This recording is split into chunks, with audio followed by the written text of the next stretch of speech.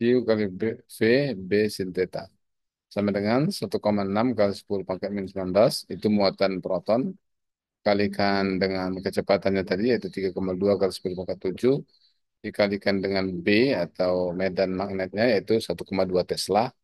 Kalikan dengan sin theta. Sin theta ini artinya sudut antara arah kecepatan dengan medan magnet. Besar sudutnya adalah 90 derajat, maka gaya magnet pada partikel proton tersebut adalah 6,1 kali 10 pangkat minus 15 Newton. Kalau kita lihat di sini, arahnya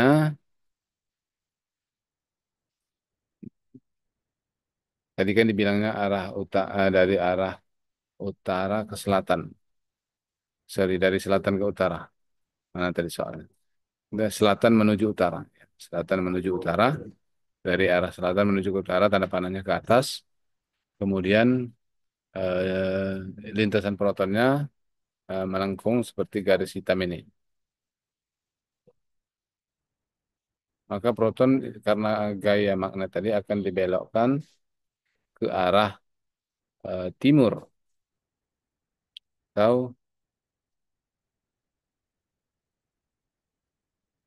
kita sebut dengan ke arah timur laut. Jadi dia tidak lagi bergerak lurus, bagaimana kalau tidak ada pengaruh daripada gaya magnet tadi. Kemudian gerak partikel bermuatan dalam medan magnet. Arah gaya magnet yang dialami oleh partikel bermuatan yang bergerak selalu tegak lurus arah gerak partikel atau F eh, tegak lurus dengan V. Kemudian gaya magnet mengubah arah arah gerak, tapi besar kecepatan laju tidak berubah. Ini satu yang perlu kita ketahui ya bahwa gaya magnet itu hanya merubah arah gerak. Seperti tadi dia melengkung ke arah timur laut,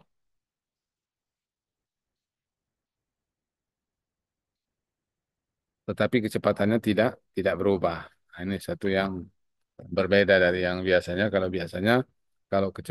Kalau arahnya berubah pasti akan mengalami perubahan daripada kecepatan. Kemudian gaya magnet tidak melakukan usaha pada partikel, jadi dia tidak mendorong misalnya kan. Kemudian juga tidak merubah energi kinetiknya. Jadi partikel itu tetap seperti sedia kala. Kemudian jika V tegak lurus B, maka lintasan gerak benda berupa kurva lingkaran.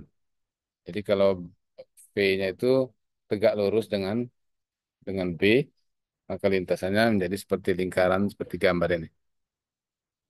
Jadi F sama dengan M kali A, kemudian F itu sendiri adalah Q kali V kali B, sedangkan massa, kemudian percepatannya adalah V kuadrat per R.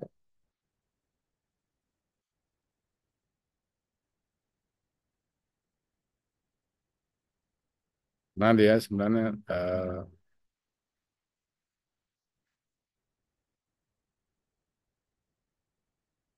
percepatan itu adalah kalau kita ketahui kecepatan itu V per S. V di V itu sendiri meter per detik jadi meter per detik kuadrat. Karena dia berbentuk lingkaran, maka eh, kalau kita lihat sini arah B itu medan magnet itu tanda kali berarti dia dari arah muka permukaan ke arah dalam, kemudian jari-jari lingkaran R itu sama dengan MV per B kali Q. Kemudian kalau dikaitkan dengan periode gerak melingkar, T sama dengan 2pi kali R per V, sama dengan T sama dengan 2pi kali MV per B kali Q per V. Atau 2pm kali per B kali Q.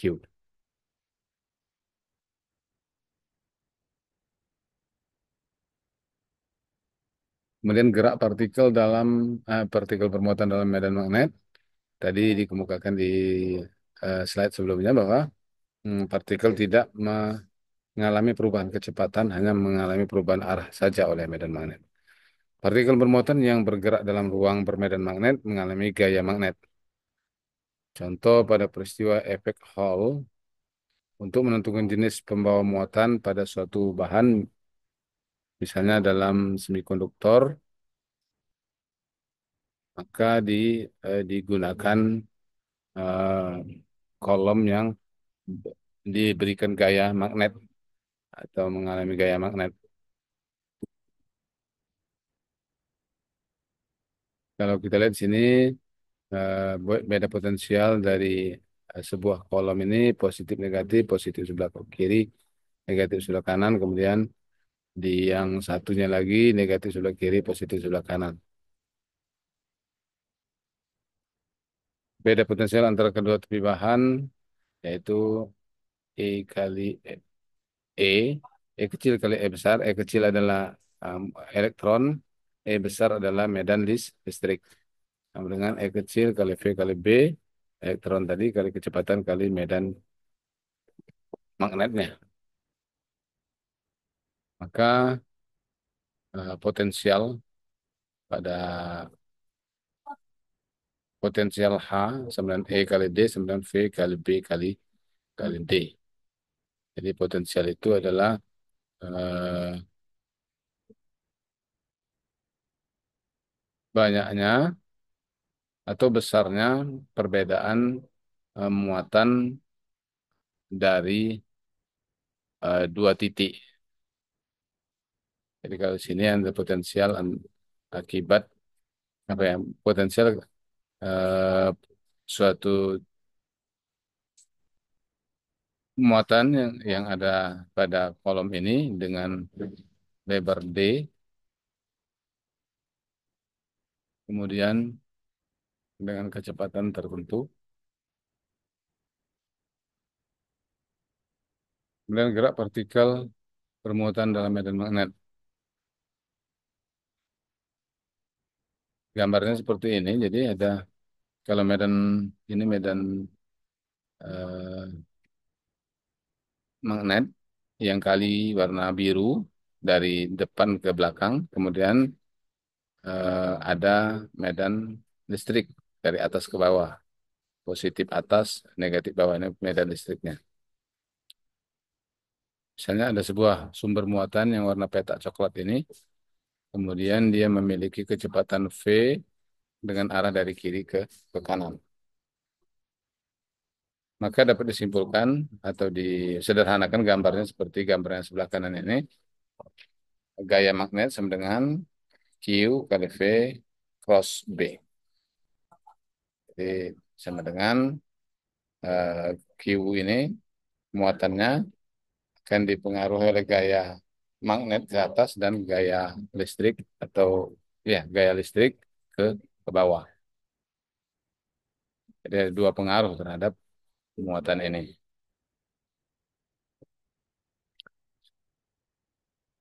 Jadi kalau dia bergerak lurus berarti eh, gaya magnet dan gaya listrik itu sama besarnya. Tapi kalau berbeda maka dia akan membelok ke arah gaya yang lebih besar. Misalnya kalau dia gaya magnet yang lebih besar maka dia akan terbelok ke atas.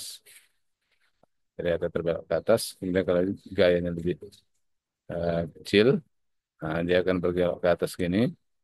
Tapi kalau gayanya lebih besar listrik, maka dia akan berbelok ke bawah.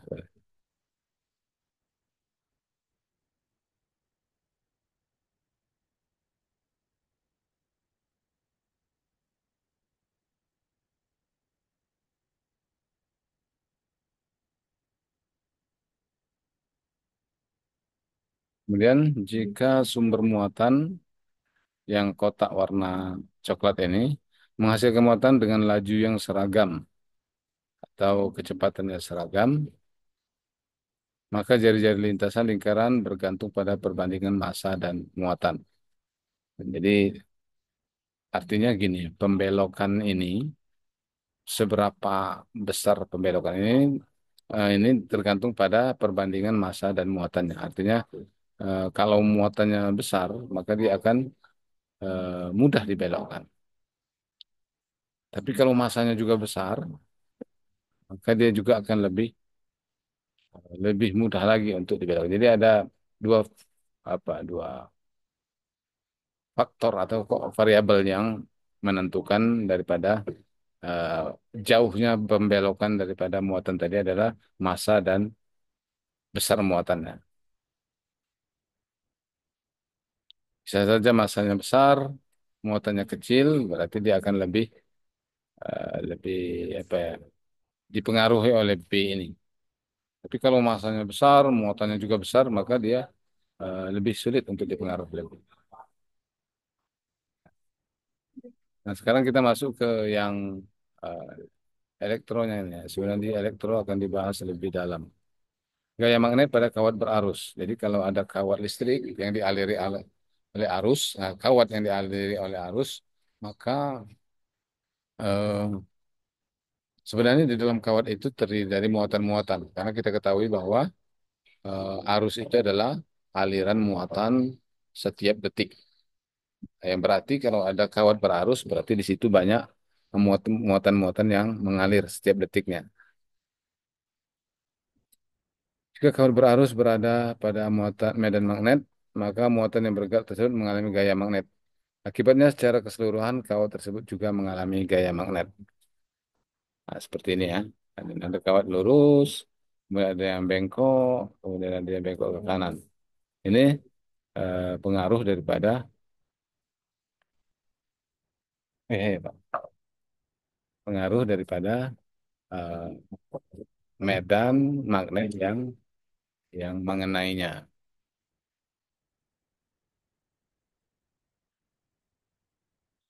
Jadi kalau dia lurus berarti medan listrik dan medan magnet itu kan sama. Tapi kalau bengkok ke kiri berarti lebih besar pengaruhnya ke kiri. Kemudian kalau ke kanan pengaruhnya ke kanan. Seperti saja ya. Karena di dalam penghantar tersebut juga terdapat banyak sekali muatan-muatan. Dan muatan-muatan ini akan dipengaruhi oleh medan magnet tadi.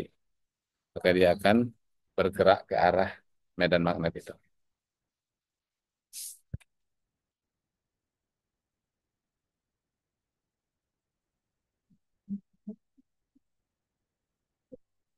Jadi gaya yang dialami oleh satu muatan kalau kita mengambil sampel di sebuah kawat yang berarus tadi, yang terdiri dari banyak kali muatan, tapi kita mengambil sampel satu muatan saja, maka gaya yang dialami oleh satu muatan ini, yang Q di sini, warna coklat ini, tanda positif coklat ini, adalah besarnya Q kali V cross B, atau Q yang dikali, muatan kali kecepatan cross B. Jika rapat muatan, banyaknya muatan persatuan volume adalah N, maka banyaknya muatan dalam segmen kawat adalah N kali A kali L.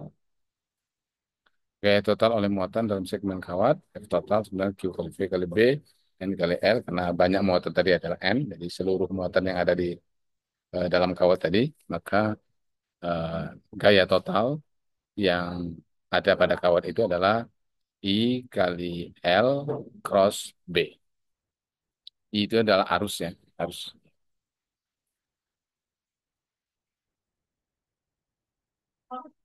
Hanya kalau ada gaya eh, yang terjadi pada satu kawat yang dialiri oleh arus listrik itu I kali L kali BL itu adalah eh, panjang kawat.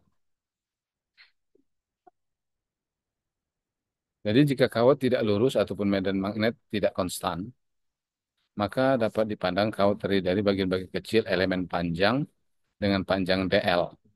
Nah, ini secara matematika kita bisa rumuskan tiap bagian dapat dianggap lurus dan medan magnet pada bagian tersebut konstan. Jadi kalau dia kawat ini kan berbentuknya bengkok-bengkok ini, maka eh, apa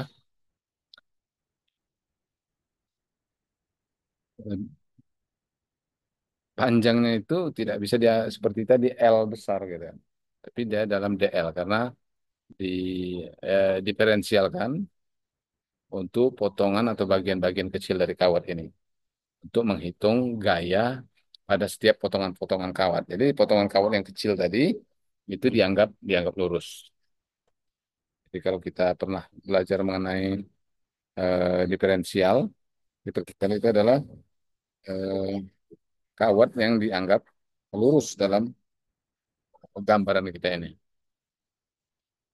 KDF sama dengan I kali DL kali B.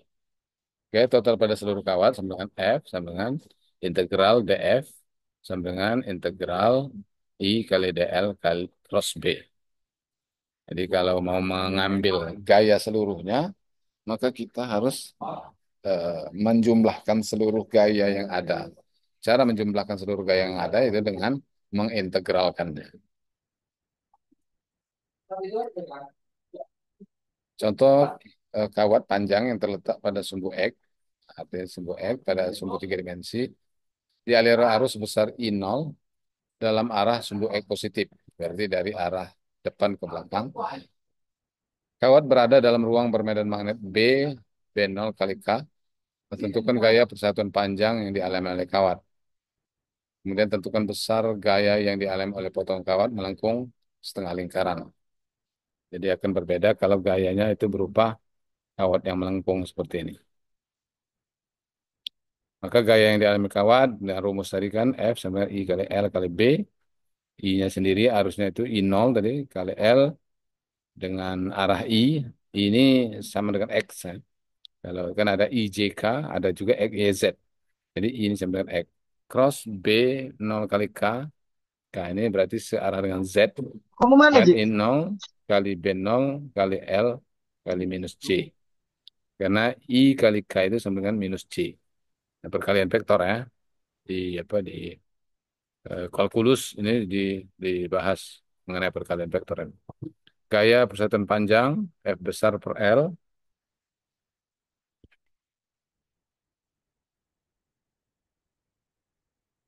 F besar per L sama dengan I0 kali B0 minus C. Untuk mendapatkan gayanya, keseluruhannya pada setiap kawat ini, karena dia tidak berbentuk lurus, maka kita diferensialkan. Diferensialkan DF sama dengan I0 kali DL kali cross B. Rumus asalnya adalah I kali L cross B. Tapi karena dia kawatnya berbentuk melingkar, maka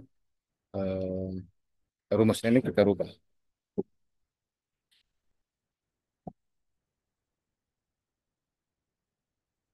K DL DL kecil sama DL kali minus sin.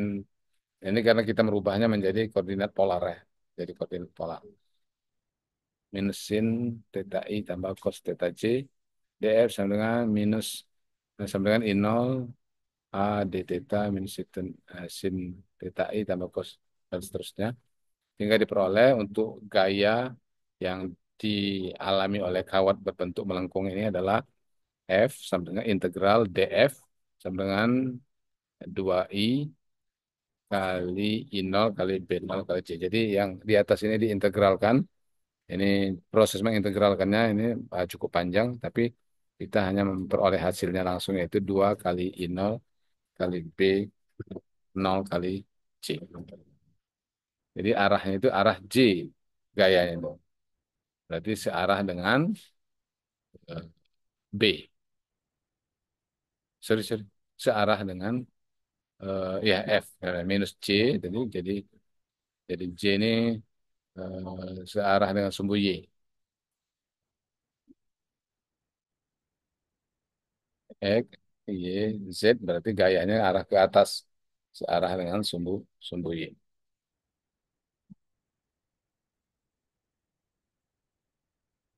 Kemudian bagaimana juga kalau dia berbentuk lob arus. Ini yang terjadi pada generator seperti ini ya, berbentuk lob arus. Jadi arusnya berbentuk persegi empat seperti ini. Maka ini juga bisa kita hitung. Makanya ilmu fisika itu sangat besar manfaatnya, pengaruhnya terhadap ilmu elektro. Di ilmu elektro membahas mengenai generator yang menghasilkan tegangan listrik, maka di fisika juga membahas bagaimana gaya apabila ada arus yang mengalir dalam kawat yang berbentuk segi empat ini. Ini kalau diumpamakan segi empat ini berbentuk kumparan ya, kumparan dalam generator. Walaupun kumparan dalam generator itu kan tidak berbentuk persis segi empat ini, tapi dia agak agak seperti elip atau melengkung.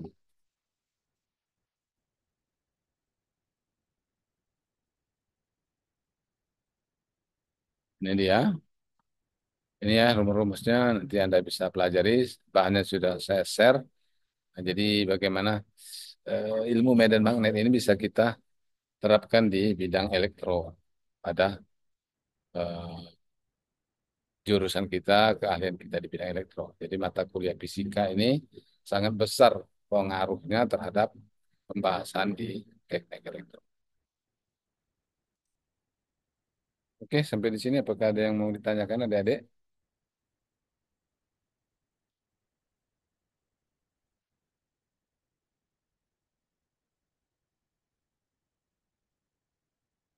Kalau tidak ada, kita cukupkan materi kita sampai di sini. Insya Allah kita lanjutkan pada pertemuan yang akan datang mengenai eh, bahasan fisika yang lain, terutama yang berhubungan dengan jurusan kita teknik elektro. Oke, terima kasih atas perhatiannya. Mohon maaf atas segala kekurangan saya. Eh, kita cukupkan sampai di sini. Saya akhiri ucapan. Wabillahi taufiq wal hidayah. Wassalamualaikum warahmatullahi wabarakatuh. Selamat siang. Waalaikumsalam warahmatullahi wabarakatuh. Waalaikumsalam Selamat siang, Pak. warahmatullahi Ya, wabarakatuh. terima Siang, Pak. kasih.